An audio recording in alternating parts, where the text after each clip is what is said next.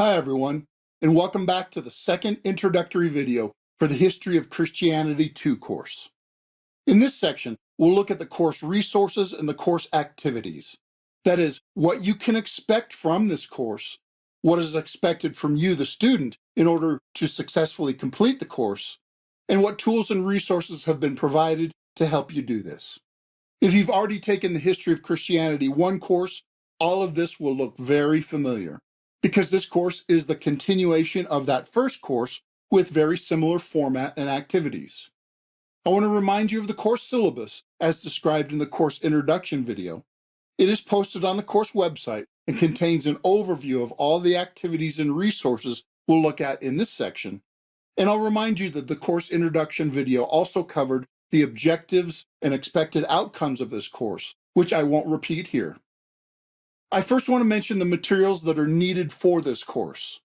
Everything needed is provided or linked to on this website with one exception, and that is the required course textbook.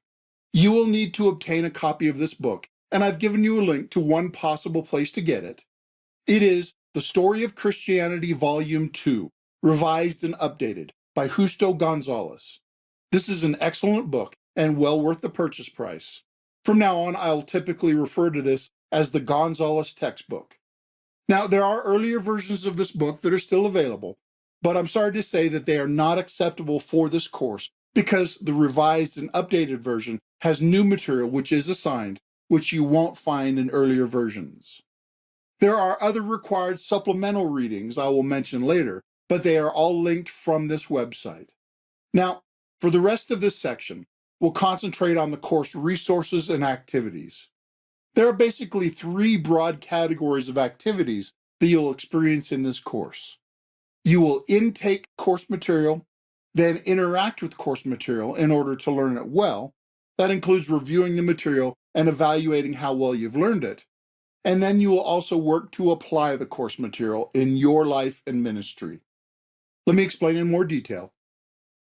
In the first category of activities, you will be exposed to the course material and intake this information. The 2 primary sources for this are the course textbook and online video lectures, but also the supplementary readings and your own research.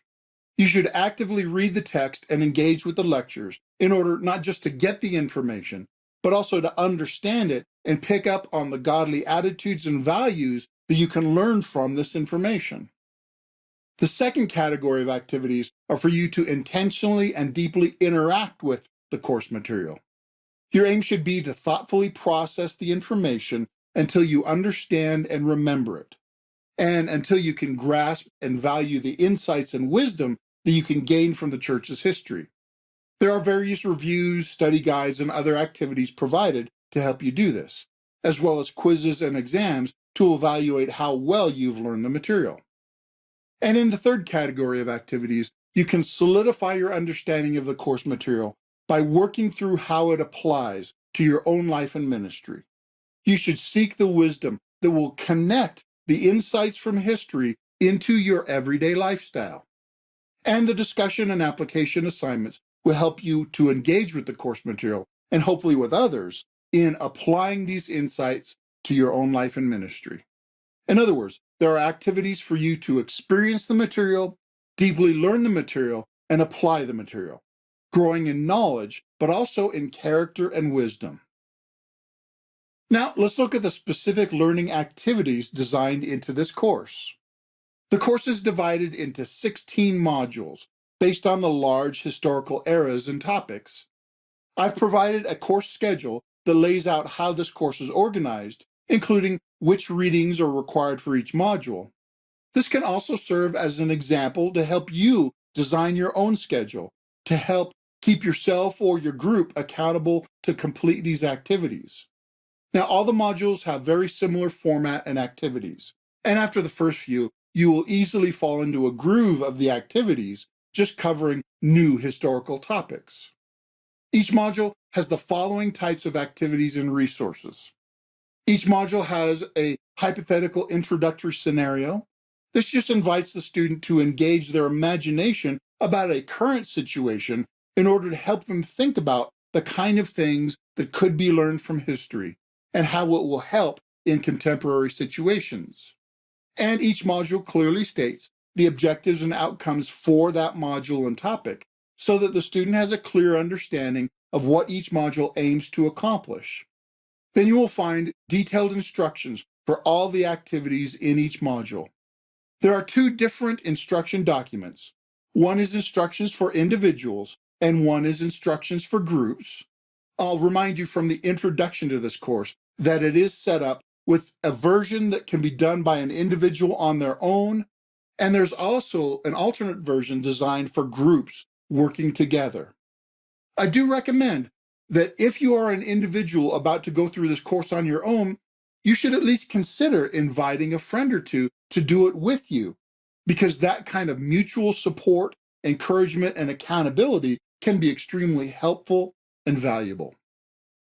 And then each module includes assigned readings from the Gonzalez textbook. You will read the assigned portions of the course textbook for each section, and again, see the course schedule for the readings that are assigned for each module. The readings are not always in order of the textbook, so please pay attention to which chapters are assigned for each module. Now, this textbook might seem like a lot of material, and that's because there is a lot of material that is covered. But there are two things I've provided to help you tackle all of that successfully.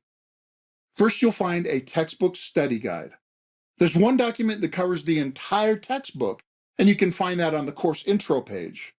And then in each module, you'll find the exact same material, but broken down into smaller documents that cover only the material for that module.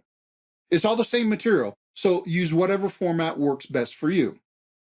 Now let's take a look at a typical portion of this textbook study guide. It has the required pages for each module, and it's broken down by the chapters in Gonzalez, and then even by the section headings which the textbook uses. Then under each section, I've listed the most important terms and concepts for that section. And I recommend that you look at this list before reading each section. And as you are reading, notice what it teaches about the particular terms and concepts. And then after reading each section, you can write down notes and review what you've learned about each concept to help you understand and remember these things better. And second, you'll find a textbook quiz to solidify your understanding of each module's reading. These quizzes will review and drill the material that you've read, and I believe they're a very helpful tool to solidify your learning. And then for a couple of the modules, there is a supplemental reading. It may be placed before the lecture or after the lecture, depending on the content of the reading and its connection to the module's topic. Just follow the order in the course instruction document and on the webpage. And if you come across a link to a supplemental reading, read that material and apply it to what you're learning in the rest of the module. Then in each module, there are one or more video lectures. These cover fewer topics than the textbook, but cover them in more detail. And these are also intended to jumpstart your thinking about why each historical event matters and what we can learn from them to apply today. I encourage you to be active and thoughtful listeners as you work through each video. And for that reason, I've given you a study guide for each module's lecture video, and I suggest you read them through before the lecture to get a sense of what you should be learning and even follow along making notes. And I've also included blank notes keyed to the content of each lecture. If that helps you to follow along and absorb the material better, great. If not, you don't need to use them. But these two resources are there for your benefit if you find them helpful. Then, of course, are the lecture videos themselves. In most of the lectures, there is a breaking point near the end where I recommend you pause for discussion or reflection. If you're working in a group, that is a great place to pause for discussion based on the discussion questions that are given in the video, as I'll point out in a minute. But even if you're going through this lecture by yourself, I recommend that you pause there just to reflect on those questions and apply what you're learning. And the reason for this break is that right after the break, the lecture will continue to give what I call some guiding principles. These are some practical lessons that I suggest you learn from each module's material to apply to your own life. and I want you to have a chance to think through those things on your own or in your discussion group so that you can discover and apply these things on your own, and that just makes them more vital for you personally. And then, when you're done with that discussion, the guiding principles will help you to discover anything that you might have missed, and then you can go back to consider and discuss anything from the guiding principles that stood out. Then, after the video lectures, you'll find a slideshow review of some of the important concepts and ideas from the lecture that includes the summaries, application questions, and guiding principles for your easy access and review. And I've already mentioned the next activity, which is tied closely to what you should learn from the video lectures. Because it is important for you to process the significance and current application of principles learned from this historical study, you should intentionally process and interact with the course material, and hopefully with others in your group, work through the insights from each historical period. This reflection and/or discussion activity can be based on anything that stood out to you from the course textbook and video lectures, but I've also given you some reflection and application questions with each module to jumpstart the process. Those are clearly found in each module, as well as a link to the instructions for the activity, either as a personal reflection by an individual or as a discussion among a group. Now, you don't have to answer all those questions, but you can use them to get started. In general, you should work through 4 things. First, describe what you learned about the historical person, issue, or event. Second, process what insights and lessons did you learn which are transferable to your own life and ministry. Third, tell what personal impact this has had on you. Why do you think it's important, and how does it impact you personally? And fourth, how do you intend to apply these insights? Now, as I mentioned earlier, the ideal time to do this is during the break in the lectures, so you can work through these things on your own or in group discussion, and then go through the guiding principles, and then possibly continue the discussion based on those guiding principles. Now, next are 3 things which I'm labeling optional activities. Now, in one sense, this is all optional. I'm not going to look over your shoulder and make you do anything. So what do I mean by calling these activities optional? It's simply that I recognize that everyone has different levels of time, interest, and energy that they can give to a course like this. So I've made it somewhat flexible. I think all the activities are good and beneficial. The more you put in, the more you will get out of this course. But if you need to cut something for time's sake, here's where you can cut. Or you could think of these optional activities as bonus activities if you want to go further and get even more out of this course, and they're provided at no extra cost. The first is a timeline activity, demonstrating how all the things you are learning are related to each other in time. You will add to the same timeline over the entire course, and detailed instructions are given in the timeline instruction document, as well as specific instructions included in each module. Next is a principles chart, helping you to work through and produce a permanent reminder of the practical insights that you're gaining from learning history. And there's a detailed instruction document for this as well, and specific instructions included in each module. And there's also the option of a term project. This is where you would choose one topic and research it in more detail throughout the course. And this also has a detailed instruction document and specific instructions throughout the term. Now, all these optional activities are formalizing things that you should probably be doing, like thinking through the chronology of the history and the principles you're learning and going deeper on topics that interest you. These optional activities just give you direction on how to do this more intentionally and to produce a product that will serve as a reminder and resource for the long term. All right, the next non-optional activity is reading of primary sources. Primary sources are those things that were written at the time of the history by those people involved. For instance, instead of just reading some modern textbook about Martin Luther, you can read some of Luther's own writings to get his insights directly from the source. And I've provided detailed instructions for that activity as well. And a list of good primary sources are included in each module. Now, that list is not exhaustive, and you can choose other good resources, but that list is a good place to start, and it has links both to print and online primary sources that you can use. And then each module has a review quiz over all of the material, but primarily from the video lectures. Those enable you to check your understanding of the course material, as well as review what you are learning. Now, those quizzes are randomly generated and will be different each time.